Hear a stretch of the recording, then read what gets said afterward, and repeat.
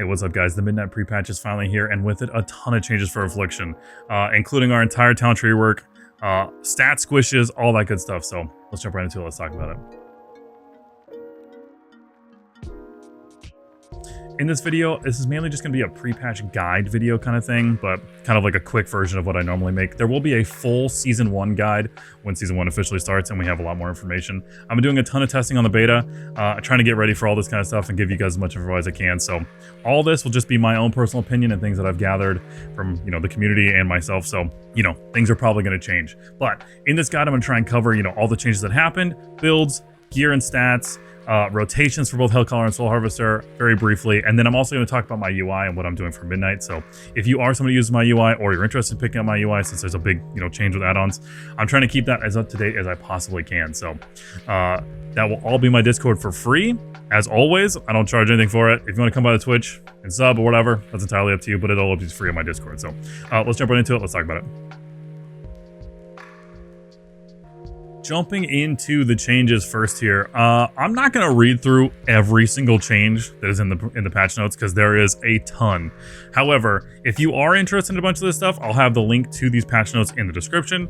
And I have a bunch of videos that have kind of covered everything that's been going on with the beta, so if you want to go through all those things, you can. But I'm definitely going to try and touch on some of the main ones that are in here that aren't just like flat damage increases to Black and Soul and stuff like that. So one of the big ones is a bunch of new talents for Hellcaller. So there are like 3 new talents for each hero talent set. So there's an extra little side to the talents. You'll see it when you log in. I'm not exactly sure if we're going to have access to those because on the PTR, we do have access to being able to put some talents in those. If we do, some builds might change for the PTR and for the pre-patch. I will have up-to-date builds in my Discord as well as trying to link them in the description of this video. They might change a little bit again because I can export stuff from the PTR, but if anything changes, then I'll keep that all up to date. But there are a couple things I do want to mention briefly in here that I didn't touch on. Darkglare has been updated entirely and works completely different now. So summon Darkglare from Twisted Nether, and while he's active, all of your dots, Agony, Corruption, / Wither, and UA deal 20% increased damage, and then Darkglare will serve every 20 seconds, and then Blast, and then there's a new talent that basically makes him cleave his Eye Blast or whatever. So he now just ramps up all of our dots. So you're still going to want to do your whole setup, but instead of him extending all of our dots, there's no more dot extension in our kit at all, and Darkglare just makes all of our dots do more damage. So you're going to want to try and have as many Agony and stuff out there as you possibly can, but when he's out there, we're just ripping seeds the whole time. The other one, obviously, like I mentioned, UA is now our spender again with Seed of Corruption. However, UA, you will only be casting a single target, but UA can have multiple stacks now, so multiples may overlap, and this is your big spender. You're just ripping a bunch of UAs and trying to keep as many of them on the target as you can, but it's just, just maintain as many UAs as you can on there. With Hellcaller, you're going to want to try and conserve some shards, so you're not just only spending on UAs. You want to spend those when you're in Malevolence. And then as Soul Harvester, you are usually flooded with shards, so you can just spam UAs as much as you possibly can in single target. There might be some situations where you might want to hang on to it, but for the most part, just rip UAs, Soul Harvester, and be a little conservative if you're playing Hellcaller. Obviously, it does a similar thing. It generates a shard if it dies, only inflicted, but it only generates a soul shard even if you have 5 UAs on a target, it only gives you 1 shard. Doesn't matter how many are on target. But that's pretty much that. And then another plating was the one I was talking about. I-Beam now jumps to 4 additional targets. And then I think that's basically it. Malefic Grasp is back. Deals, it's similar to old Malefic Grasp. While you're channeling it, all your dots do 30% of normal periodic damage. But Malefic Grasp is specifically tied to while Darkglare is active. And then obviously Seed of Corruption is back with Sow the Seeds. Sow the Seeds is huge damage. And then Nightfall procs now makes Seed of Corruption instant cast with one of the new talents. So our Dark Harvest is a new talent. That's a big one for us. This is kind of replacing Soul Rot. When you're channeling this, it does a ton of damage. If you're playing Soul Harvester, this is what's going to give you all your shards and your Succulent Soul Shards. And then if you're playing Hellcaller, it just does a bunch of damage. It does a bunch of damage for both of them. You cast this on cooldown. And there's a talent that reduces the cooldown of this every time you spend a shard. So actually pretty fun to play around. But that basically covers the main things that change for Affliction. So the pre-patch does include all of our new talents and our talent tree rework. So kind of just switching over from the patch notes, so we can kind of just look at this talent tree real quick. Again, if you don't really care about all that stuff and you want to dive into it, I'll have builds always up to date in my Discord, so feel free to check that out. But the big takeaways I should say is UA is now our spender again, and so is Seed. So Malefic Rapture is gone, Valtaint's gone, Soul Rot's gone. Soul Rot's kind of been replaced by another spell that's similar, but instead of being casted as a channel. So we'll talk about that all but in the rotation section. And I'll touch on it briefly. So talent on our class tree side has gotten a bunch of reworks, and I think our pathing is actually significantly better now. We can basically get mostly everything that we want very easily. There's really only one talent that I usually want to get that we can't get very easily, and that's Swift Artifice. I find that Swift Artifice is really, really helpful if you're the only B-Res in groups. Just because the cast time on Soulstone, and sometimes you're casting Hellstones, you know, to refresh yourself, but more often than not, the cast time on Soulstone is a big part of this. But this talent is a little difficult to get because we kind of are at capacity. There's a floater point that we can spin, but most often than not, it's a floater point like in this area of the tree, and we can't spin it down here because it gets locked. So that's kind of my only complaint, is that I wish Swift Artifice was in a different spot on the tree. I kind of wish it was where Empowered Hellstones was or something like that. It would make more sense, I think, for Empowered Hellstones to be here and Swift Artifice to be like up here. But either way, the class talent tree side is great. There's a bunch of talents that improve like Drain and stuff like that. You can see Blights down here now. And then this is a talent that I was just talking about, reduce the cooldown of Halaterra. Halaterra is already like a 40-second cooldown. They reduce it by another 10, so it makes it like 30 seconds. I think I might have said 20 in the last one, but 30-second cooldown on Halaterra. Super dope.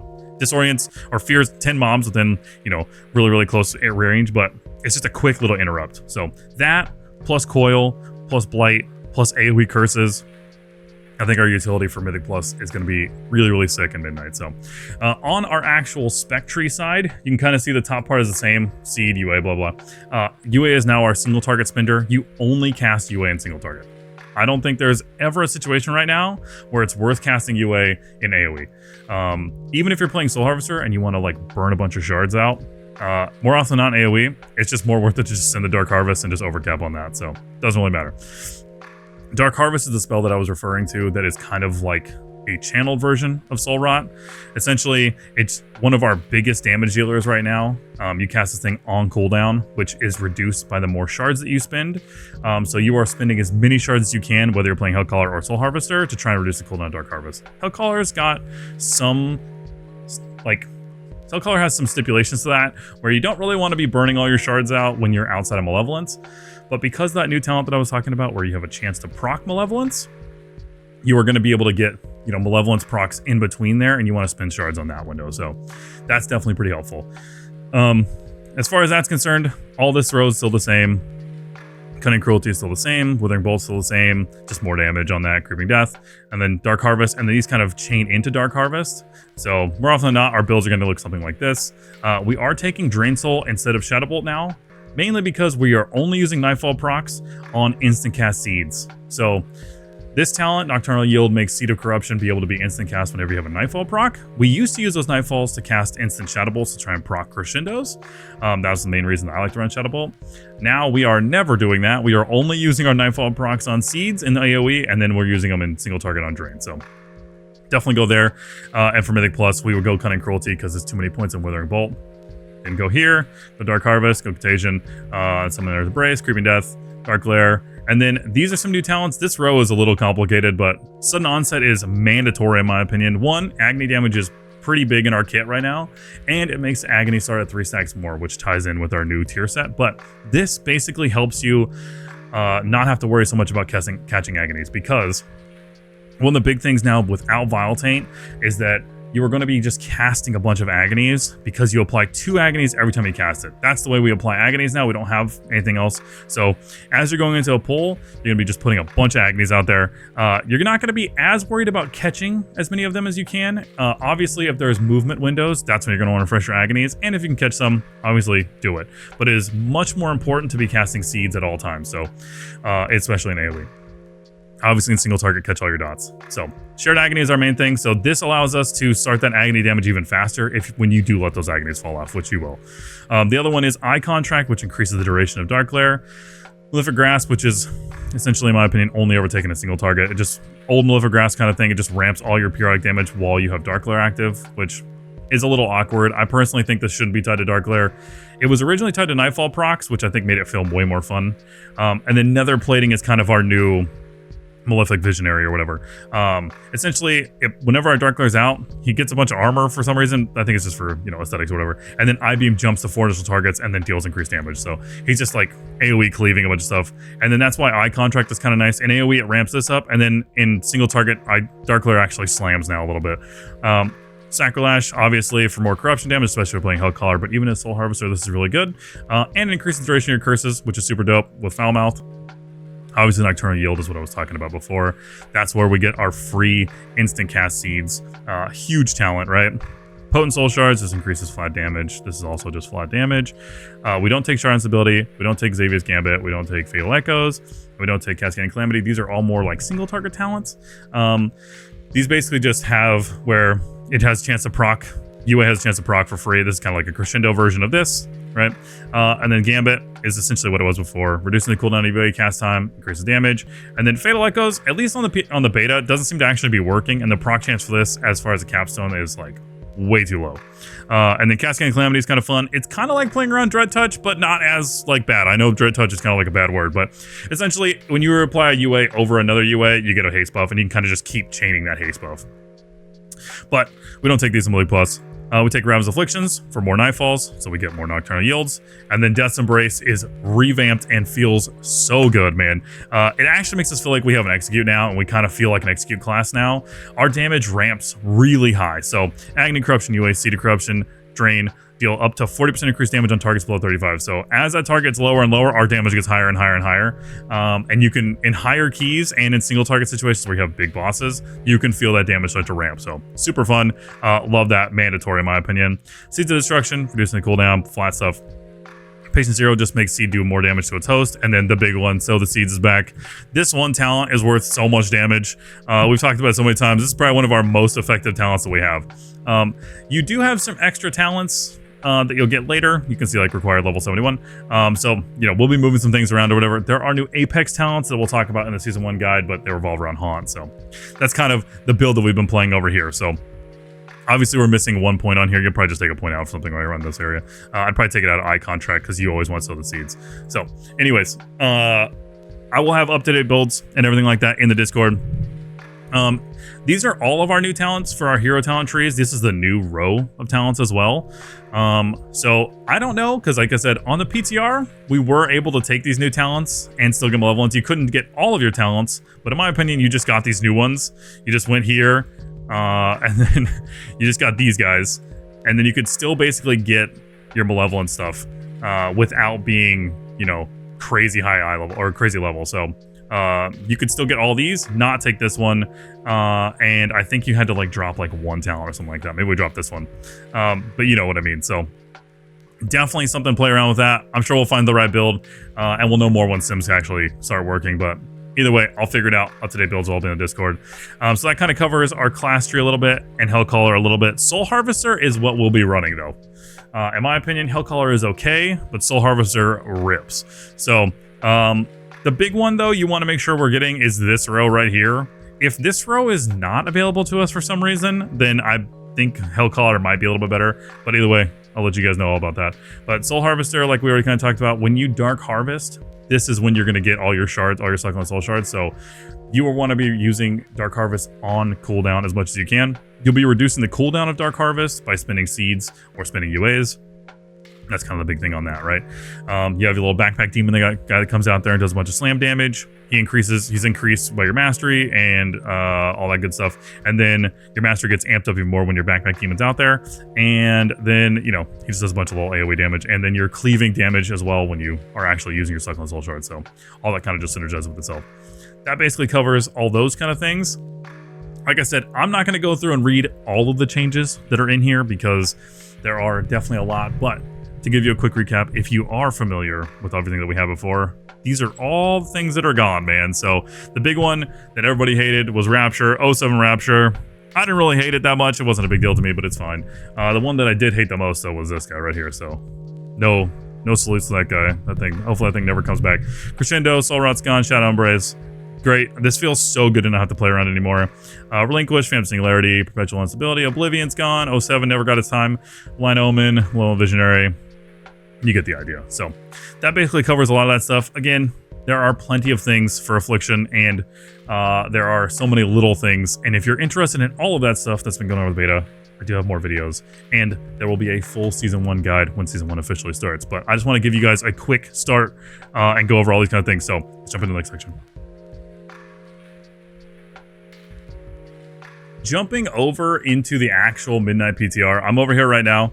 I have basically most of my UI set up and stuff like that, but I do want to quickly talk about gear and stats since there was a stat squish.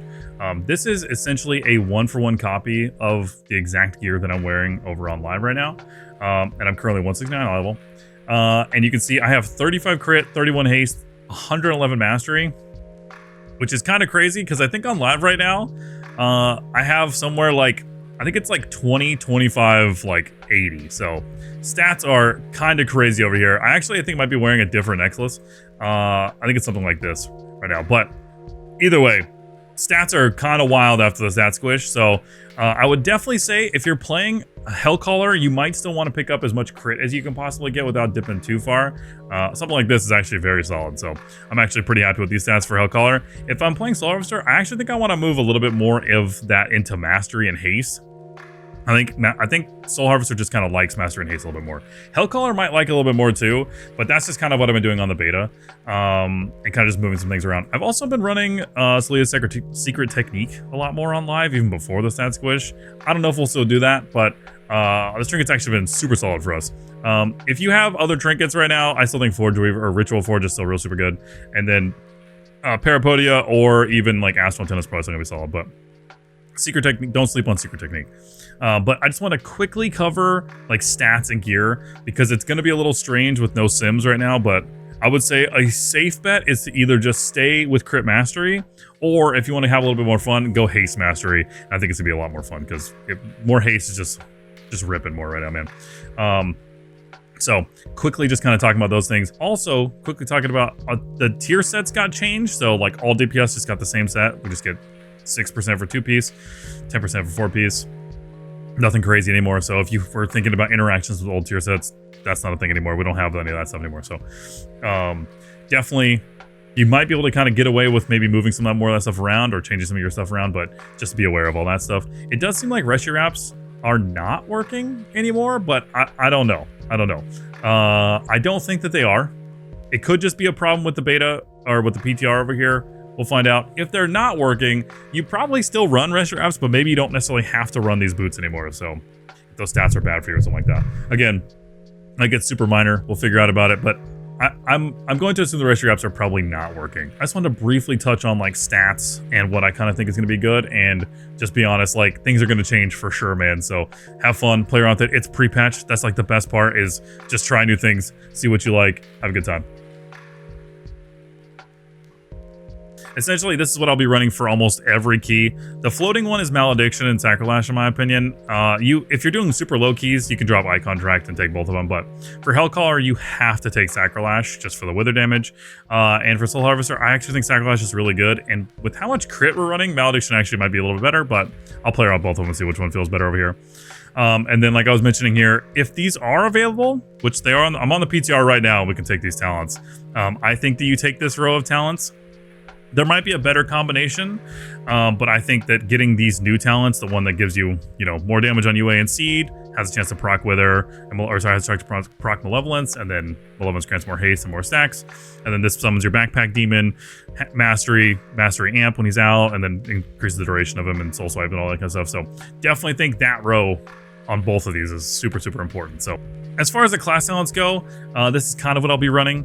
Foul Mouth is hyper important. In the last section, if you look, I didn't have empowered Hellstones, but fix that. And then you're basically getting everything that you want with this, in my opinion. So you're getting Mortal Coil, you're getting Gate. If you don't want Gate, you can drop it, take something else. You're getting Howl of Terror, you're getting Reduced Howl of Terror cooldown, you're getting Blight, getting Soulburn, getting Pact of Gluttony for those improved Hellstones, for Demonic Hellstones. You're still getting all of your main core things and the best parts of it. When we hit 90, you'll be able to get like all the other goodies that you want. But that kind of is about that. There is APEC talents that are for these guys, but don't really worry about those right now. We'll talk about that in the actual guide, but this is kind of what I'll be running for keys in the pre-patch. And again, I will have up-to-date builds in the Discord. If anything changes, I'm sure builds and things will change. So definitely join that for everything up to date. But this is kind of it. I just want to briefly touch on builds, you know, because I think, you know, without Sims, we don't fully know, but this is what I'm going to be running because I think this is what's the most fun for me. So also, this is mainly Mythic Plus focused for this pre-patch stuff. However, I'm sure people are going to be raiding, and there probably will be some builds that get changed around, and who knows whatever's best for raid. But as far as a pure single target build goes, we're probably going to want to go something similar like this. You're going to drop Cunning Cruelty, and you're going to pick up Withering Bolt. You'll definitely take Eye Contract for that extended duration, in my opinion. You are going to want to try and pick up Malefic Grasp, so you'll drop Nether Plating for that. And then Death's Embrace, super important. Casting Calamity, I think, is actually super fun. Fatal Echoes, if it's working, I think is okay. But, I mean, who knows, man. I'm sure there's probably going to be a couple floater points that are going to move around, but that's kind of what I'll be playing if we're doing, like, any pure single target stuff. I'm not really raiding right now, so I'm sure talents are going to be all over the place. Soul Harvester will probably still be the better option for that, but it's possible Hellcaller just, like, rips in single target on with all of our, like, stats all over this. So, highly encourage you to try some things, but this is kind of the idea for pure single target. Just, you know, taking more of the UA talents, definitely taking Malefic Grasp. As far as Malediction and stuff goes, maybe, we'll see. I think Eye Contract's probably going to be better, especially with Malefic Grasp, because you're going to be, you know, tightening that window. And then Withering Bolt for sure, because Drain Soul kind of rips now. So, you'll definitely still want these guys reducing the cooldown of Dark Harvest, because this thing rips in single target as well. But I kind of want to briefly touch single target. Again, I'm sure things will kind of move around, so definitely check Warcraft logs, and I'll try and keep an up-to-date kind of list of, like, single target builds, or at least a single target build in the Discord for both Hellcaller and Soul Harvester. Jumping into the rotation section, in case you didn't watch the changes section of the video, I'm just going to cover, you know, a quick rundown of some things that did change for Affliction if you're coming in from before. But we no longer have Vile Taint, so our main way of applying Agony is through Shared Agony. Every time you cast Agony, you're going to cast 2 Agonies. You aren't going to be necessarily maintaining Agony as much as you did in the past. Like, it's okay if an Agony falls. Obviously, if you can maintain them, you should. However, in my opinion, it is far more important to be spending as many shards as you can on seeds, especially in AoE. In single target, obviously catch all your dots, but in AoE, you're going to try and maintain, in my opinion, around 8 of these. So, you know, that's like 4 casts. That's usually pretty feasible. 8 of these will give you like 100% increased shard generation off of without it. That's kind of, we talked about that in the previous video, but it doesn't matter. Either way, it's a very feasible number to catch. There is some stuff with this when catching Agonies that it's not really smart about it. It'll just be random. So sometimes you go into a pool and you'll have to cast it multiple times, even though there's only like 6 mobs. Because it'll just refresh on a different one, and then you'll have to refresh on that one, and then it'll refresh on a different one, so just be aware of that. But essentially, as you're going to a pool, that's what we're going to be doing. The other big change is Summon Dark Lair. Summon Dark Lair no longer extends dots, and we don't have any dot extension in our kit at all. So that's why I was saying you're not going to be catching Agonies the same way you did before. You will still try to catch them, but dot extension doesn't work anymore. We don't have any dot extension. But when Dark Lair is out, he increases the damage of all of our dots. So Agony, Corruption, / Wither, and UA damage increased by 20% while he's out there. And then he's blasting. And when we're taking Nether Plating, he's cleaving his Eye Beam to 4 additional targets. That's why we're kind of taking Eye Contract, increases damage while he's out there in single target and when AoE. And he's increasing all of our damage for even longer when he's out there. So that's kind of why we take that as well. The other big thing is Dark Harvest is our new ability. Dark Harvest is similar to Soul Rot. Kinda. It's kind of like a combination of Soul Rot and Oblivion. When you have dots out there, it inflames all those things and does a bunch of periodic damage. But you basically heal yourself a little bit, similar to Soul Rot, and then instead of being cast, it's channeled. It's also the thing that activates all your Succulent Soul Shards and gives you a bunch of shards when you're playing Soul Harvester. As Hellcaller, you still take this talent, it just does a bunch of damage. So that's kind of the main core idea. As we're going into a pool, I still think the same thing applies. I'm still going to set a focus target, but in this one, we're still applying Agonies. I'm applying 2, and I'll apply another 2, and then I'll apply 1 because it's 5, and then I'm going to cast Haunt. I'm immediately going to get a free seed. I'm going to send that, and then I'm going to Trinket, Potion, Dark Lair, and then Dark Harvest. I'm not even going to worry about burning any shards here. I'm going to send like 1 seed, and then maybe 2, and then I'm going to catch these Agonies. So you can see if we're going to lose this guy. And 5 targets we can catch these Agonies, but if it's like a big pull, just rip seeds. Just rip seeds, don't even worry about it. Catch some Agonies if you can, especially if you have to move. Cast Haunt on cooldown. There was a change to Haunt that happened on the PTR or on the beta that's not on the PTR yet, where they reduced the duration of Haunt to 15 seconds, so it's the exact duration of its cooldown, so you can't maintain Haunt 100% anymore. If that's how the PTR is, then so be it. But then we're just casting Seed on cooldown, we're casting Haunt on cooldown, we're catching Agonies, and then as soon as Dark Lair comes back up, send Dark Lair, or send the Dark Harvest. As soon as it's up, send it. And then just go back to casting Seeds. Catch Agonies if you have to move, then just cast Seeds. Keep casting Seeds, keep casting Seeds. I'm going to try and catch this Agony, keep casting Seeds. That's the whole rotation. Reapply Haunt, and then keep casting Seeds. That's it. Dark Harvest on cooldown, cast Dark Lair on cooldown for the most part, catch Agonies when you have to move. If you have Nightfall procs and you have to move, send the Seed, then catch the Agonies. Obviously, maintain curses on those targets if you can. It's super easy now, especially with Foul Mouth, because you just apply curse to every target that you have. Apparently my curses aren't bound, but boom, just applied curses to every target. Blights, super blights, put those in. I would say keep your Blighted Tongues. Obviously, if things are, but a good rule of thumb is cast Blighted Tongues on any pull you're going to cast Dark Lair on. Well, they're both 2 minutes, it keeps them synced up, and usually if you're casting Dark Lair, it's probably a big pull anyway, so. For Soul Harvester single target, it's not too different, except we do care about burning all of our shards out before we Dark Harvest. So, as we're going to the pull, I'm going to cast Haunt, and then I'm immediately going to Agony, Corruption, and then I'm just going to dump UAs here. And then I'm going to Trinket, Potion, Dark Lair, Dark Harvest. And then I'm going to catch that Nightfall proc right before. Drain. Then just dump UAs. Catch our dots. Catch this guy. Catch this guy. We wouldn't be able to catch that Haunt right now, so I'm going to let it fall. And then we'll catch that Haunt, because that's how it would probably be with the new change to Haunt, which I don't agree with, but, whatever. Then we're just casting as many UAs as we can. Draining. Draining. Catch this guy. Catch that Agony. Dump that Shard. Because Dark Harvest gets its cooldown reduced by more shards we spend, I'm just dumping shards with Soul Harvester. I don't think there's any point in hanging on shards right now. Spin this guy, spin that Haunt. I'm letting the Haunt fall intentionally, like I said, because that is how it works on the beta right now, which I don't understand that change. Then we're just draining as much as we can. As soon as Dark Harvest is about to come back up, I'm gonna get these stuff ready. Dark Harvest getting close. I'm gonna spin this UA because I know it's gonna reset the cooldown of Dark Harvest, and then immediately Dark Harvest. I'm gonna clip that drain for that. Spin that Nightfall. That's it, buddy. That's the whole single target rotation. Dumping UAs with second soul shards. Don't let your Nightfalls expire. Catch that one. Catch that one. Catch that one. You get the idea.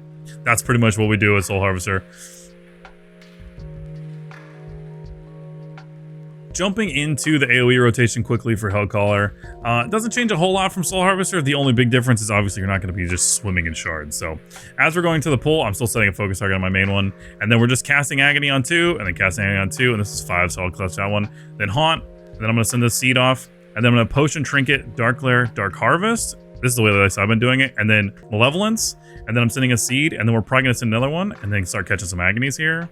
Which definitely feels a little bad because we don't have any dot extension. I think catching a couple of those is pretty worth it. That way we're still getting some value on our Malevolence. And then I'm just dumping as many seeds in this Malevolence as I can. If we get some Malevolence procs, we're hyped. If we don't, we're still happy. It's all good. We're just spamming seeds in this window as much as we possibly can. When we're out of this window, and then we got a free UA proc, so we're going to spin that. I'm going to catch these Agonies before they fall. Try and catch a couple of them. We got unlucky with this refreshes on that guy. Catch this one. Haunt. Dark Harvest is back up, so I'm going to send that. And then we're not getting any shards, so just send the Dark Harvest immediately as possible. Even if you were, you still send it.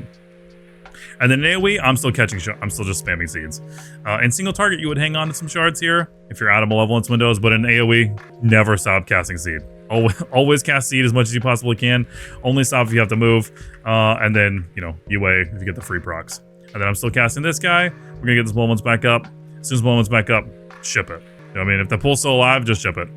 And then if Dark Harvest comes back up, ship that too. So that's basically it. Just spamming seeds, catch Agonies if you can, especially if you have to move and you don't have a Nightfall proc, just catch Agonies. Don't necessarily prioritize catching Agonies, but I do think it's worth to catch at least some of them. Spamming seeds is far more important than catching all your Agonies, but you gotta try and find that balance a little bit.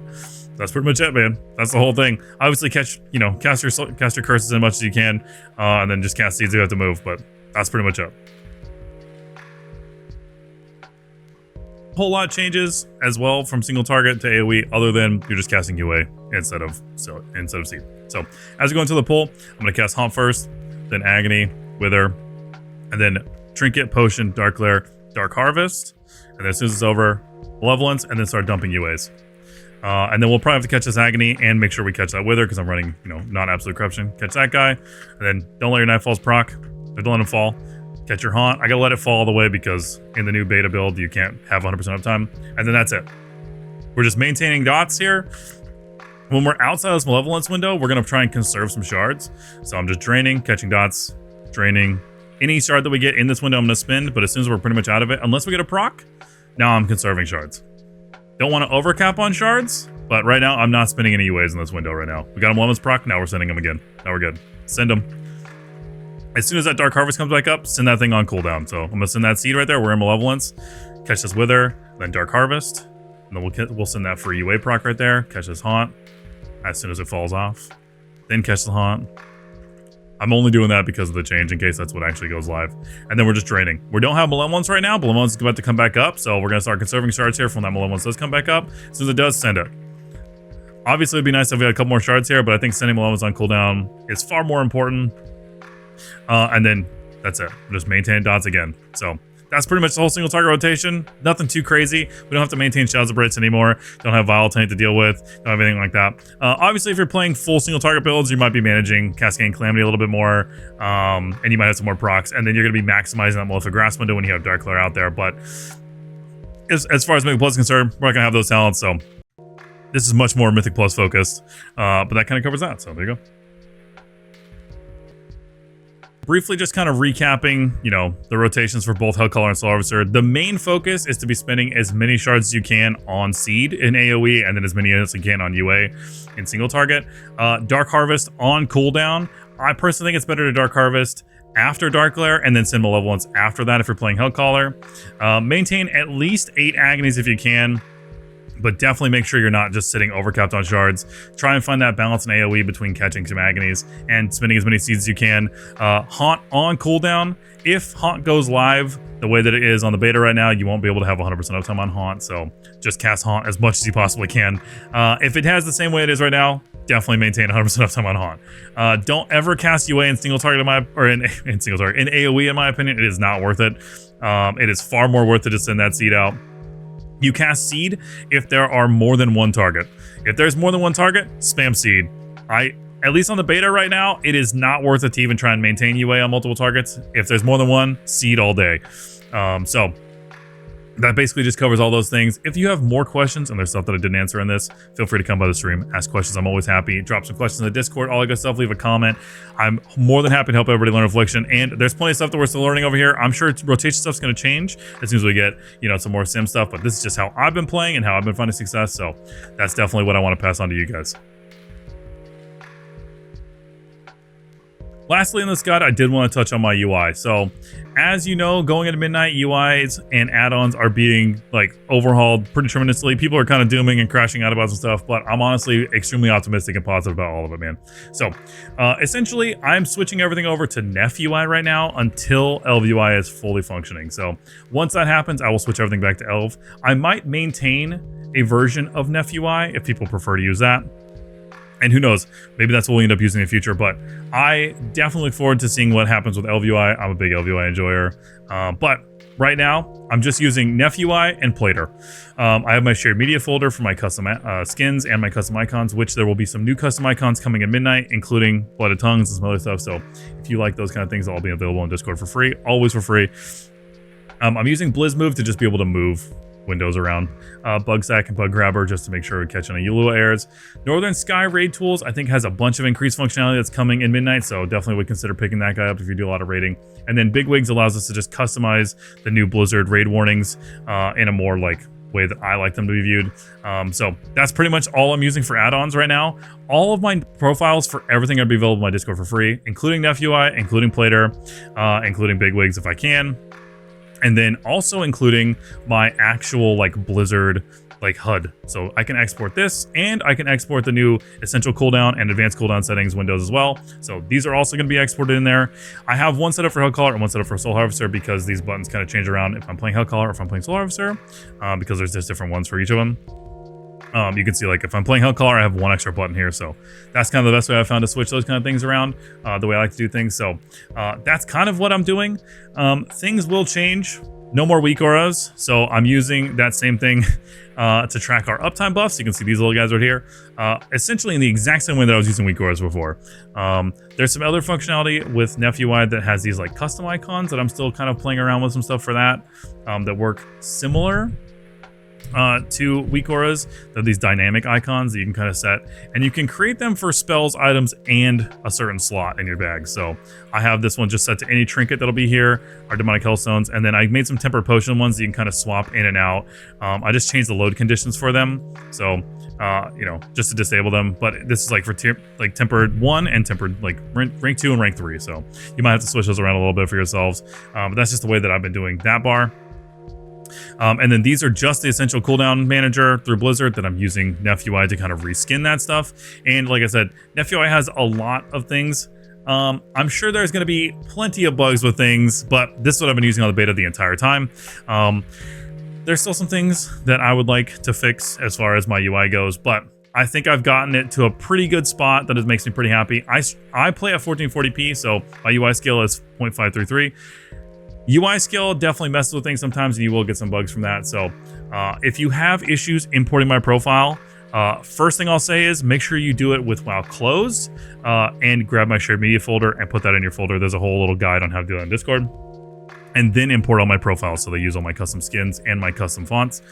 And then as far as everything else goes, I play at 1440p, so some things might be moved around. Grab my profile for my actual Blizzard HUD, and then all of the advanced cooldown managers if you want my exact layout for this. And then you can just grab my Nef UI profile and my Twitter profile, and you'll be good to go. So might be a little bit more complicated as it was before. Obviously things are going to change, and we'll continue to update things, and I'll continue to do updates as to my UI as we progress through midnight. But this is what I have working right now for the pre-patch.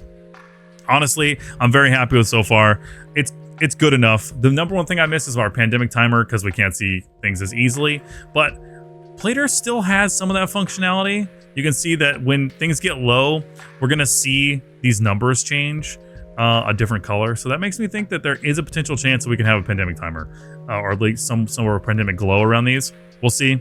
If we can figure it out, if we can find somebody that's got some Lewis experience, or somebody in the chat that knows how to do it, or somebody that has any information on how to make a pandemic glow work for Plater, definitely reach out to me and let me know, because I'm super down. I'd probably pay you to do it. So if that works, let's get it, man. Pandemic glow is the number one thing that I'm looking forward to try and figure that stuff out. We'll figure out other things as we go. Things will continue to change. Don't doom about UI things. Everything's good. It's going to be fine. We're going to be okay. I promise. If you're interested in my UI, it's all in Discord for free. It'll always be free. I'm not planning on charging for anything like that. So if you want to come by and support the stream, you're more than welcome to, but you never have to. Either way, hope that helps. I will continue to work on this. I have a great time working on my UI stuff, and it makes me really happy that you guys enjoy using it. So be sure to check that stuff out if you're interested. And if you have any other questions, or if you have other suggestions for UI stuff, like cool add-on stuff that you found, drop it in the comments or come on the Discord. I'm always down to check out new stuff, man. Nef UI was a suggestion from somebody in my chat. Shout out to Rizzo. And ever since then, it's been great. It kind of helped me replace a bunch of add-ons, because it does stuff for action bars, chat windows, mini maps, cast bars. It does kind of all that stuff. So it's kind of just baked into all those things. So this kind of replaces a ton of add-ons for me. And definitely there's some bugs. I think there's still some stuff with like party frames and stuff like that. But as far as it's working, it works good enough for me right now. So that basically covers all that stuff. Let's wrap this whole thing up. All right, guys, that wraps it up. Hopefully I covered everything to get you ready for the pre-patch, especially if you're diving into Affliction for the very first time. I will be making Affliction-related content all of midnight, as I always have for the last. I've almost been streaming for 4 years in February. So if you're interested, come by the stream, twitch.tv/Archon, check that stuff out. But Affliction is still my main goal, and it's still the main thing that I enjoy playing the most, man. And I do think we are headed in a really good direction. I am very critical of some things just because I think the spec is so close to being in a great spot.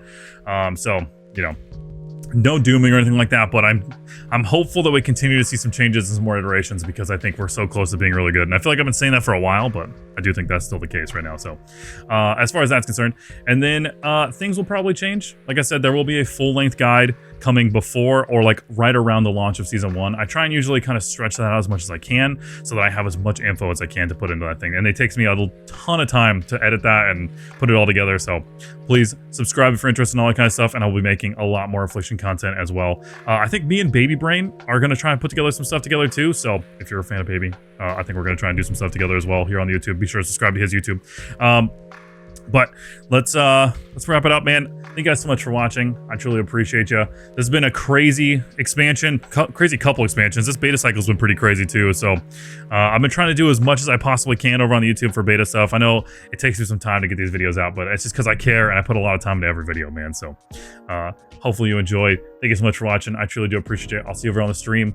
I'm very excited for pre-patch, man. I'll see you guys in the next one. Appreciate you.